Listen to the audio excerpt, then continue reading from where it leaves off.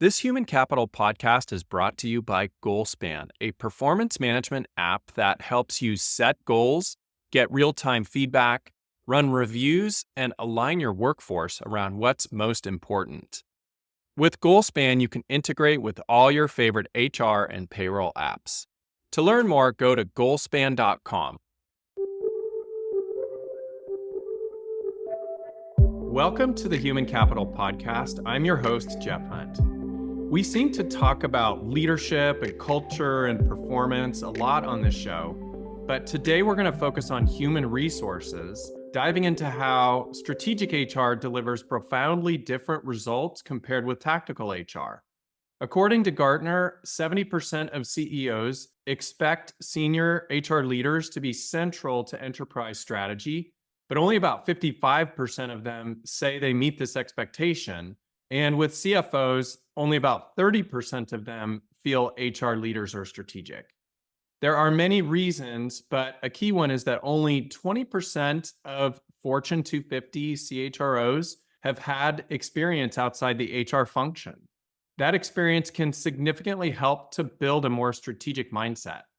At the end of the day, the best HR professionals have made the transition from being compliance officers to strategic advisors. The strategic advisor is the one who is driving organizational change that delivers value. To explore all of this, I'm welcoming back to the mic a former guest. Donna Hamlin is an expert in corporate governance and strategic human capital management. Donna is CEO of BoardWise and is also a partner at the To Go Advisory Group.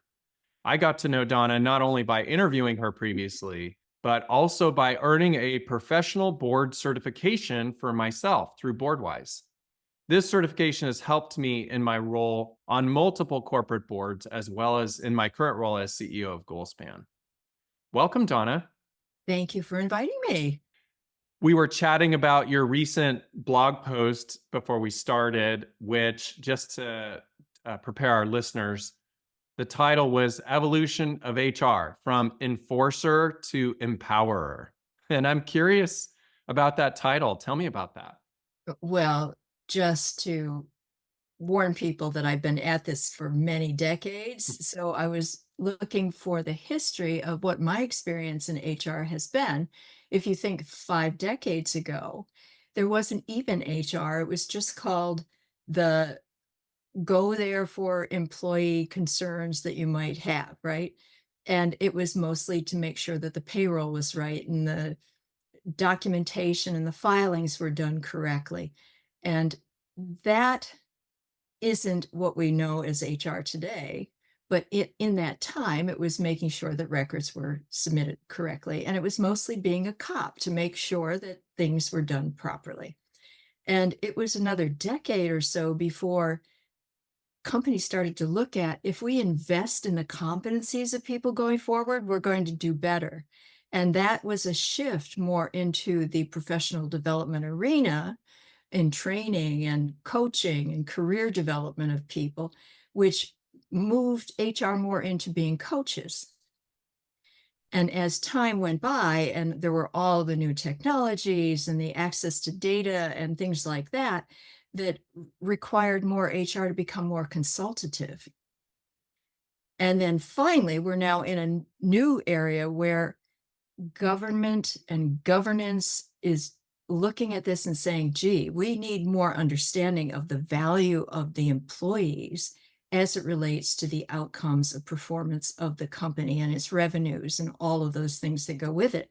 So it's been moving now into more of a role of a counselor or an advisor. Mm. So you go from sort of cop to coach to consultant to counselor. And at this point, as we look at the new rules that are coming out, especially ones that are being driven by the SEC, it's going to move almost into becoming a sage as we move forward. And for those of you who may not follow what's happening with the SEC, the next rulings that are going to come out, allegedly, they said by the end of this month, but it may be a little bit later, are important for everybody to understand The SEC Commission has a committee called the Investor Advisory Committee, which means a lot of the focus of people who are putting money into things want to have a say. And they are proposing unbelievable long list of human capital management measures that should be submitted in the filings. And the list of things they want headcount metrics, they want turnover metrics, they want human capital measures and the objectives that are set by the company, full rendering on board diversity topics. And it's that smush of things that aren't clear as to how to format that stuff yet. It's just under discussion. And if that committee presentation gets approved by the SEC at the end of the month, whoa, there is going to be a huge requirement to collaborate between the heads of HR and the committees within the board that have to co-own what is going to get submitted. And to the extent that HR has usually just delivered info, it is now going to have to collaborate on the strategic thinking that justifies the directions that are going to be submitted with the data, which means that HR people are now sitting at the think table, not the delivery table. And my observation to your earlier point about is an HR person ready for that role is the real question. I was very lucky in my young career. I worked at GE and I was doing a little bit of HR communication work in my first year there in my early 20s. And I got a call from the head of strategy who said, "You're mine." And I said, "I'm sorry?" And he said, "Well, we have an under the tent mentoring program, and I was assigned you." He took me out of HR, brought me into strategy for 2 years. I Wow. learned so much. Now, I stayed with HR because I learned in the strategy stuff that many of the things that on paper were genius didn't get implemented well. And it had to do with the right talent in the chairs or the leadership was off. So understanding the connection of those two changed my abilities to think about HR strategically. Now, that was a gift for me. Most of HR people don't have those gifts, so they've got to take time now to ancillarily learn those things so that they can sit in the chair in a new way. And that's going to be really important.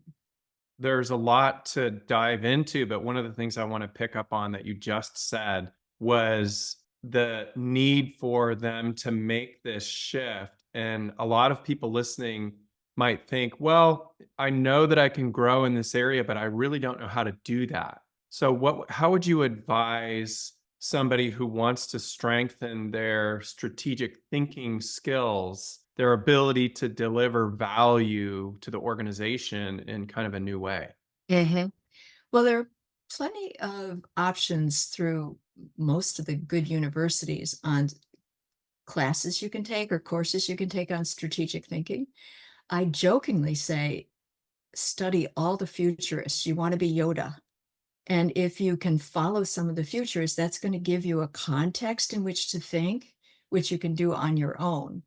One of the best programs I know of is the Long Now Foundation, which is a nonprofit that gives you presentations from speakers all over the globe on hot topics, and it's a whopping $8 a month to sign up for it. Wow. I follow Great. that all the time as a way to stay in the future as the context for decisions that are made properly. Hmm. And so it's not that hard to do, it's just a discipline. Hmm. Now you can go to Harvard and take one of the classes on strategy as well, or the programs for governance oftentimes include that strategic thinking element to it. Those are all privileges that any of us can do, whether we're HR or not. And it just creates a different framework for wisdom. Talking to non-HR professionals that might be listening, what does this perspective look like for them? How can they support their HR leaders? Should they also be strategic thinkers? Of course, Kind of a no-brainer. literally, it's all brain. You want to put a lot of that leadership around the table. what you're doing is adding HR in a different contributing way at that table. But yes, they all have to think that way. And they have to be open to the diversity of thought around that table to create ideation. If you've got a group of leaders and, oh, by the way, HR comes in with a different thought, that team better be ready to take an alternative perspective into account, because they may be learning more if they're listening and accepting, as opposed to just saying, you're an oddball. And that doesn't help. So that's one. They have to be able to enjoy the diversity and the angles that may come out of that, because you may with some really cool creative alternatives that way. Now, the other is that HR is going to need support too, because these are new reporting things, and they're going to have to set up the infrastructure to be able to get that data. And the executive team has to be very supportive to make that affordable and implementable, because it isn't that HR necessarily will have that data. They're going to have to work with other departments to get that kind of data. So there's going to have to be some internal work and support there to make it possible. And it probably means for most HR groups getting some outside talent to help them for at least the first year to get it squared away. And once it's infrastructurally comfortable, you can maybe bring in another talent into the HR team that will be party to that. Going back to what you said earlier, Donna, about this whole evolution of HR over the decades, can you think of any personal anecdotes that have exemplified this shift from cop, say, to counselor advisor? Are there any stories or experiences that you've been witness to that demonstrate what that impact can be?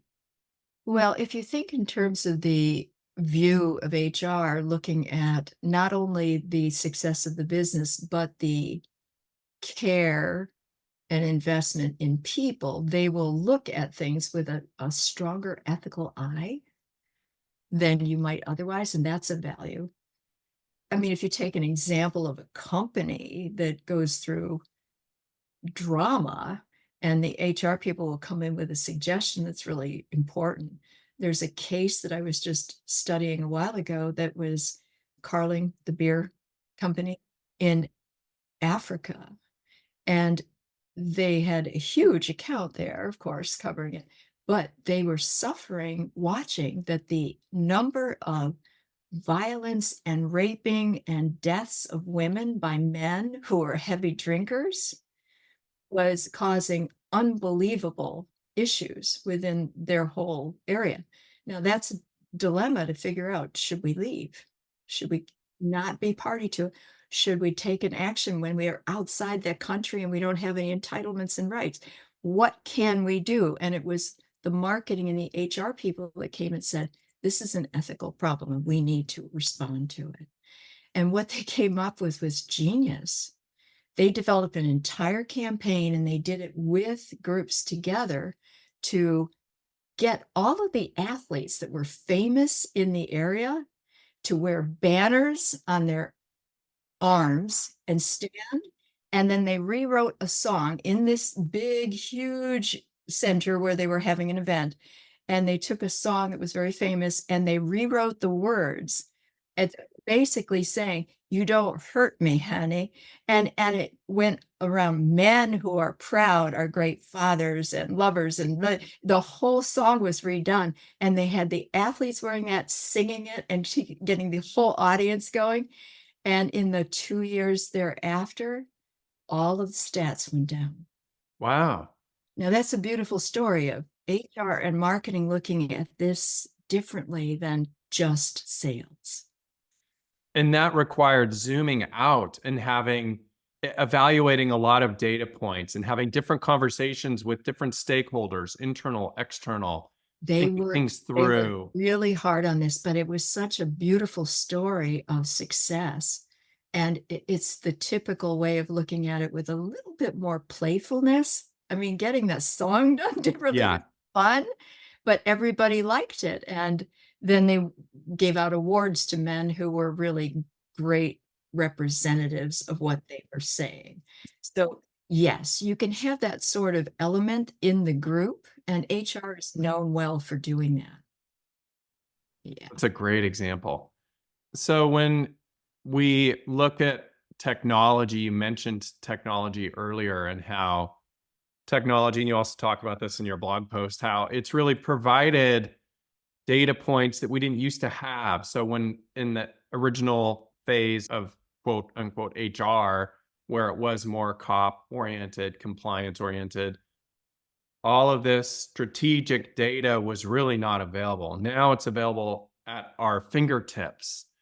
And I'm curious, when you think about the different technologies, what do you feel has been the most transformative technology in terms of shaping HR's role in organizations today?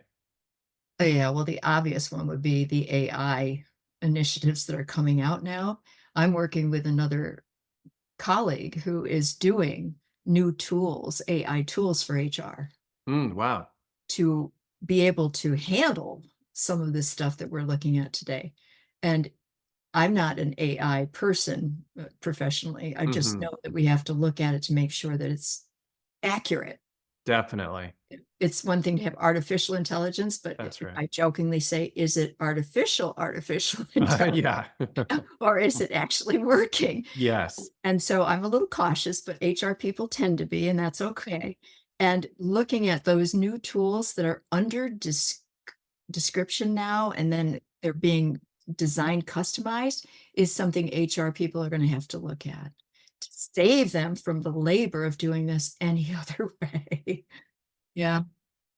That makes sense. And if we shift and think more high level about how somebody who's listening that wants to become more of a counselor advisor can get there, it's usually going to require a closer collaboration with executive leadership in different ways. I imagine. I want you to correct me if I'm wrong.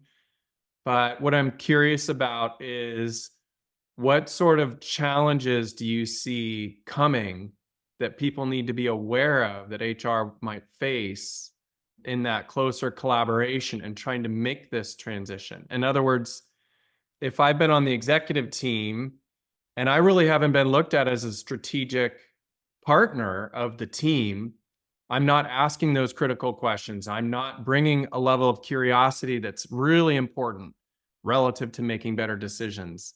What are some of those challenges and how can we overcome them? So I think looking at your own set of skills and then testing a few things for the first time are going to be important. And it'll cause people to sit up in their chair and say, who's this new person that I Yes. never heard of Yes. before? You know, the whole idea of creative problem solving, Mhm. where you're bringing in a holistic view that the others aren't seeing, is going to be an asset. Whether you have the skill to do that versus I'm going to try it and see what happens, but that's the way you learn, right? It's also probably good to make sure that the people around the table are diverse Definitely. so that you're getting those group discussions in a creative way so that you're just part of it. You're not the only one that's different. And so encouraging who's sitting around the table is important and learning how to ask really good questions. I mean, the ratio should be 3 questions to 1 declaration anyway. Developing that skill so that you're creating more learning when you ask a question than when you make a declaration. So if you practice that, nobody's going to insult you for asking good questions. It's just going to stir up the conversation. And that's important to understand to do. And it helps you uncover facts or insights for the whole group, not just you. That's an important skill. I also think that anything in the way of coming up with futuristic scenarios so that you're letting the group imagine with you. So that if there's a predicament and you're working around it together and you say, what if it looked like this? What if it looked like this? What you're creating is ideation that way, as opposed to being stuck with the root cause, which many groups sit and do. And that's a waste of time. I mean, it's okay to understand root cause, but really it's all about what do you want it to look like in the future? And then you're creating with your imagination improvements, and that's more valuable. These are skills that one has to be reflective about. Do I have them today, or do I need to practice them so that I become pretty good at it? Most of the people who are really at that thought level are more like the sage that I was mentioning we're becoming, right? It's mostly about inquiry, active listening, and then stirring from what you learn possibilities. And that's the most important skill, I think. Other than that, it's about calling people out if it's out of line. I mean, years ago, in a head of HR job that I'd taken, I'd been there only a week. And the top team was having a presentation by the CFO about something they were going to present to their board.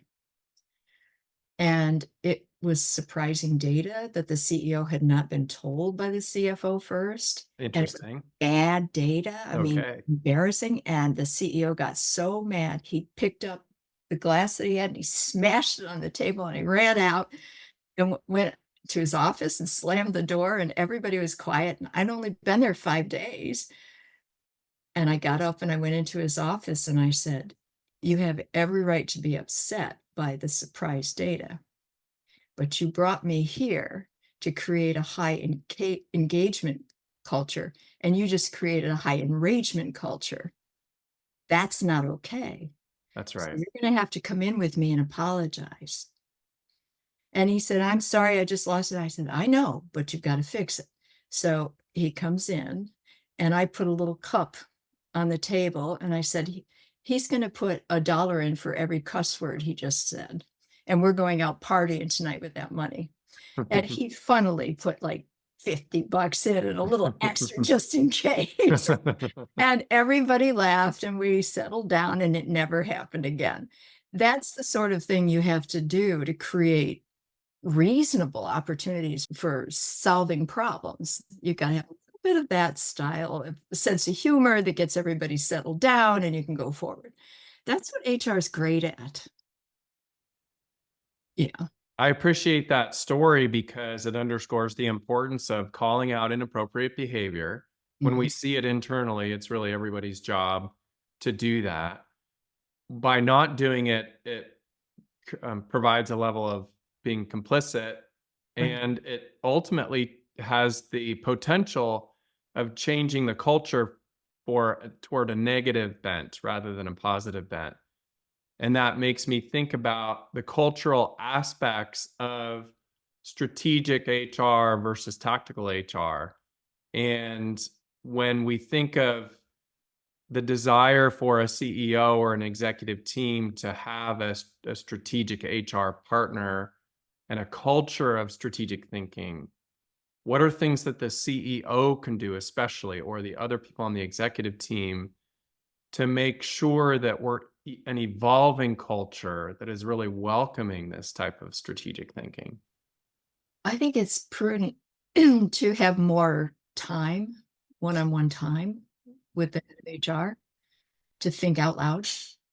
I also think it's going to change naturally because the governance model is changing. What used to be the compensation committee is now the human capital management committee.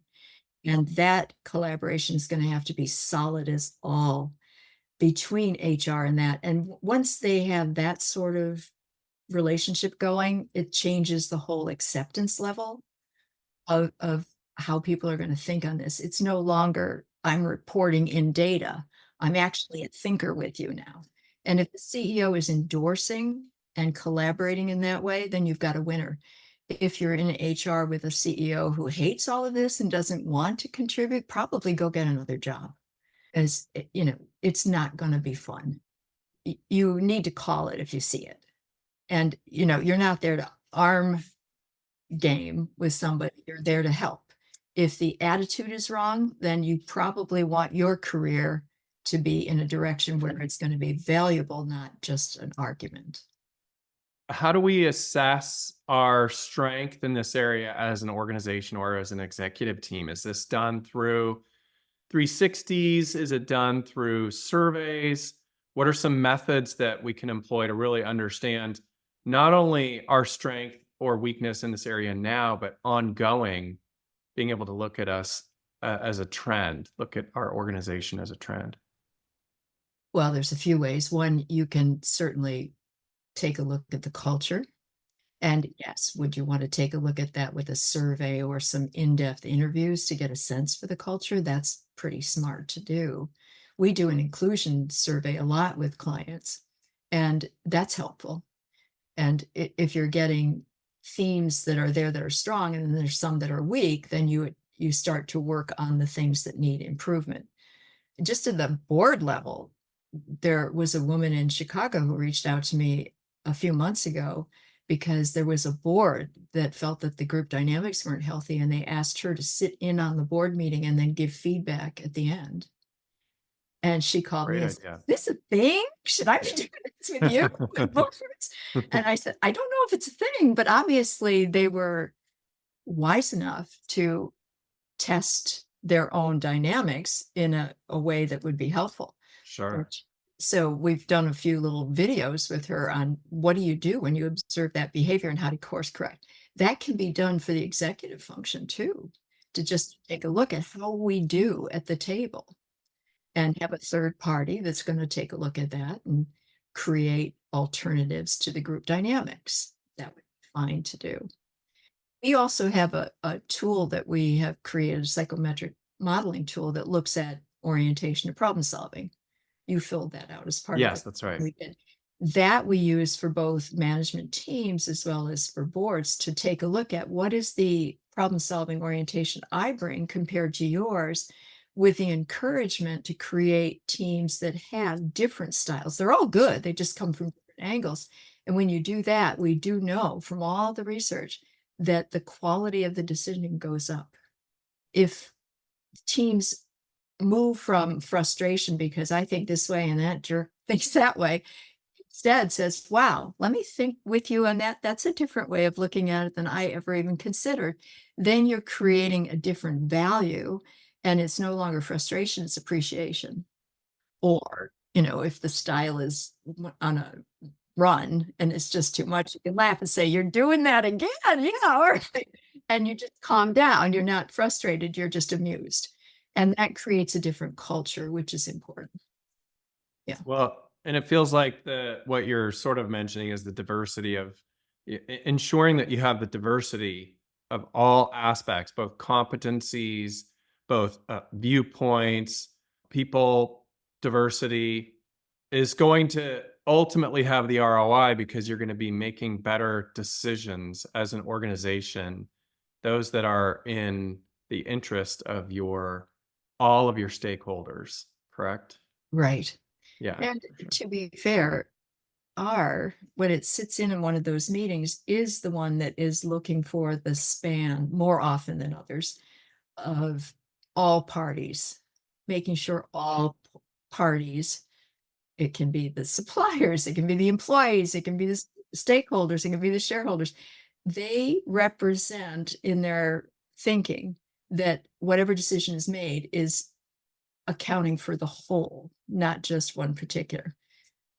Now, there's also a style of thinking called Uniter that does the same thing, whether it's HR or not. But yes, you want that as part of decisions, because otherwise, if a group is thinking with interim solutions, which is very common, well, we don't have the big answer, but we'll take this for step one. Somebody with that style will say, I don't know. I think we got to work on this a little harder. And that will annoy the group Of that just course. take a step, right? Yeah. But HR people are more often known for their gift in diplomacy skills. So if anybody's going to bring it forward and say, we would need to think about this harder, better than an HR person, I don't know who it would be. And by virtue of their grace in that style, people who normally would be cranky about it would say, yeah, sure, okay, let's go back and work on it again. Because the style of the problem solving can be, instead of intermittent stages, more holistic. Yeah. We see that with groups that where, and it tends to be quite true that, the brain wiring is different for men and women, although now you can change your brain. There's some work you can do to So it doesn't really matter whether it's a man or woman, but historically, the woman's brain wave pattern is such that they look at more problem solving whole and they weigh a lot of different variables, whereas the alternative brain pattern is to just think about a contemporary solution, we'll fix it over stages, right? So if you're with a group that has more of that style of holistic thinking, it takes longer to get to the decision because they have to count for so many variables. And I worked with a gentleman who was on 2 different groups. One was all men and another one was a mix with women. And he said, "Oh, I just can't stand going to those meetings with the long one because it takes forever for them to get to a decision. And the other one, at least we make a swift one." And I said, "Which group is performing better with outcomes?" "The one with the women." I said, "I think the issue is your lack of patience with good Uh-huh. decision making. The issue is you, honey, not you." So understanding that is part of the choice that anybody in HR, any role, should have to take into account as to where is my best fit? Or what do I have to do with my skills to make me a good fit? Definitely. Yeah, it's Yeah, I about love that. being a permanent student. Hmm. I love how you've also sort of underscored the importance of neuroplasticity and everyone's ability to grow in a key area. So, Yeah. and if people are getting frustrated because they do feel like it's taking too long and they have more of a sense of urgency, that's always an opportunity to explore, why is it that I feel that sense of urgency? If I unpack that, I'm probably going to get some really good fodder under there to help me grow and become a more patient person who is willing to explore and then ultimately make better decisions. That's right. Yeah. So, well, as we wrap up, I'm going to shift you into some lightning round questions, Oh which I boy. asked you a long time ago, and I bet you don't remember them, which is great because they're all going to be fresh. And the first one, Donna, is what are you most grateful for? Oh, for the opportunities I've had to learn in so many different countries and with groups of people. I've worked in 54 countries now. Wow, that is And my phenomenal. definition of success was how many countries could I go to after all of that work and knock on a door of someone I'd worked with and they would take me in. And when I got to about 35, I thought, I'm blessed. What's the most difficult leadership lesson you've learned over your career? How to handle really complex ethical matters and be successful with it. That's a challenge. It's loaded with challenges for you as a person to have to do it. And then there's the stress of what happens if it doesn't work and getting out alive. I love that. Yeah. Who is one person you would interview if you could, living or not? Stephen Hawking's What's your top book recommendation? of late, Yeah. anything on new computer futures and all of the things that we're looking at for how the technology is going to change our world. What's the best piece of advice you've ever received? Always, always be a student. And if you had to summarize all of this rich conversation we've had, what are some of the most key takeaways to leave our listeners with? That no one in HR should be afraid of this future. It can feel a little overwhelming when you're reading all of these things that are going to come at you. Try not to be overwhelmed by it, but to get excited by finding support, resources, things that will help you, and conversations with your executive team so that you're creating the right facility to go forward. And then be excited because you're no longer a cop or a coach or a consultant. You are a sage. And that's going to be a very different life experience, and you'll like it. Where can people find you and learn more about what you're doing and whether or not they might benefit? Well, our website is boardwise.biz. anytime one can reach out and read a little bit more. We have a newsletter that goes out once a month on hot topics like this, so you can always sign up for that. It's free. And then you can always reach me at 510-517-7791. Donna, I've loved our conversation. Thank you for bringing so much wisdom to the show. Well, thank you for the opportunity. It's always great to see you. Thanks for listening to Human Capital. If you like this show, please tell your friends and also take the time to go rate and review us. Human Capital is a production of GoalSpan, your integrated source for performance management. Now go out and be the inspiration to other humans, and thank you for being human, kind.